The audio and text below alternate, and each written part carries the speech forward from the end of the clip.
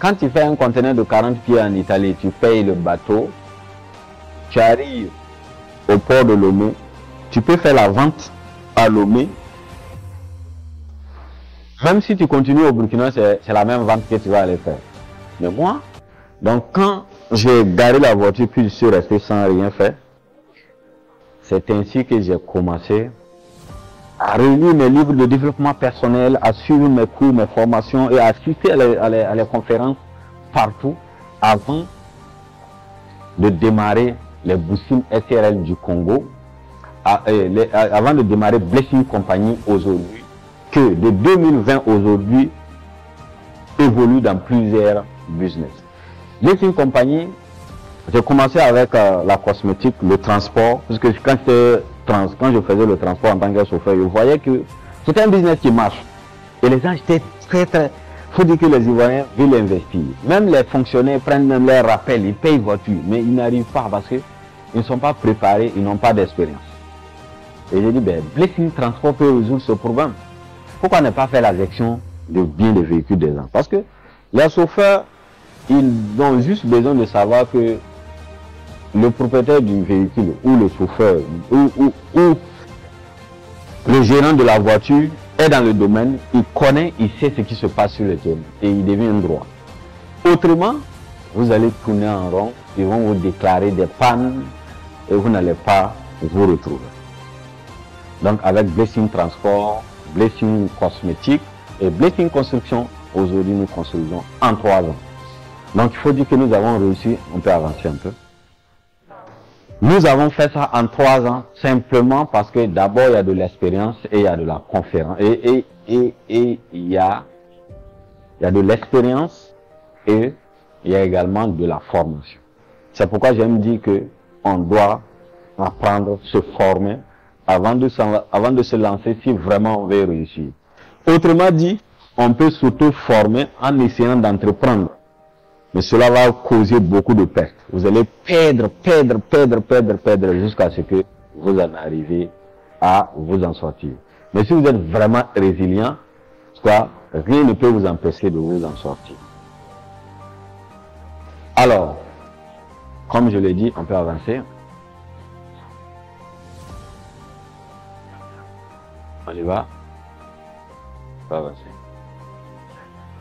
Donc, faut dire que ce tour du monde que je l'ai fait, c'était juste pour chercher de l'argent, alors que l'argent se trouvait à nos yeux ici, en Afrique. Il suffit juste de se mettre au travail. Donc, quand je crée les Boussines SRL, quand je crée maintenant officiellement de 2020 déjà, j'ai créé l'entreprise Blessing Company, mais encore formelle. Le logo était disponible et j'ai commencé à faire les ventes en ligne. Et puis voilà, c'est seulement en 2021 que je déclare la CPC. Et quand j'ai déclaré la première année, je payais impôt pratiquement près de 100 000 par mois. Et je suis aujourd'hui, Blessing Company paye les impôts jusqu'à 250 000. Rien que les impôts. Ben, je vais dire tout simplement que quand tu démarres ton entreprise, tu dois patienter, comprendre comment tu gagnes de l'argent.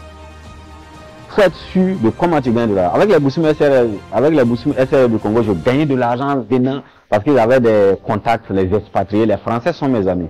Quand ils sont dans un pays, on m'appelle, je vais créer l'entreprise, on me donne les marchés, j'avais de l'argent. Est-ce que je maîtrise vraiment ce business model-là? Est-ce que si demain ils ne sont pas là, je pourrais le faire?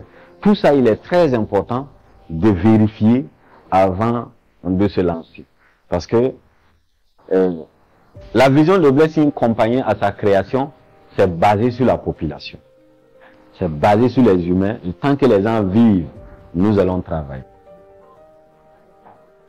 Et si on reste dans les entreprises d'opportunité, ça c'est un businessman, mais pas un entrepreneur.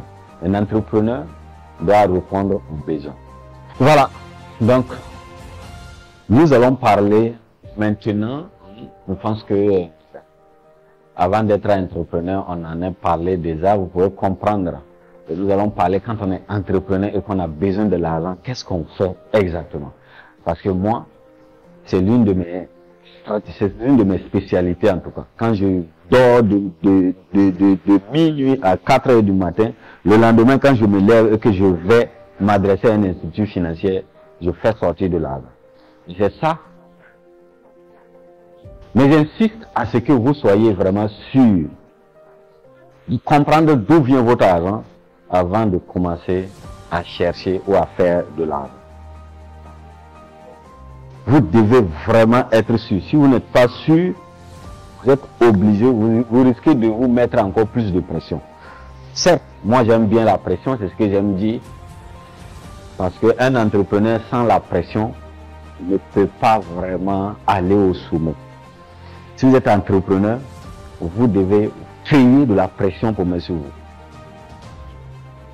C'est pourquoi il est intéressant tout ce qu'on appelle les tontines du quartier. Si tu es entrepreneur débutant ou bien si tu rêves d'être un bon entrepreneur, tu peux te mettre dedans. Parce que le fait de te mettre la pression crée des obligations dans tes neurones et ça te permet effectivement de créer de l'argent par obligation. Parce que surtout quand on est entrepreneur, déjà à la base, on veut vraiment faire de l'argent. Et parce qu'on a déjà magasiné beaucoup de frustrations, tout ça, et on veut forcément avoir de l'argent pour pouvoir revenir et dire que oui, on avait dit et qu'on a affirmé et on a confirmé. Voilà.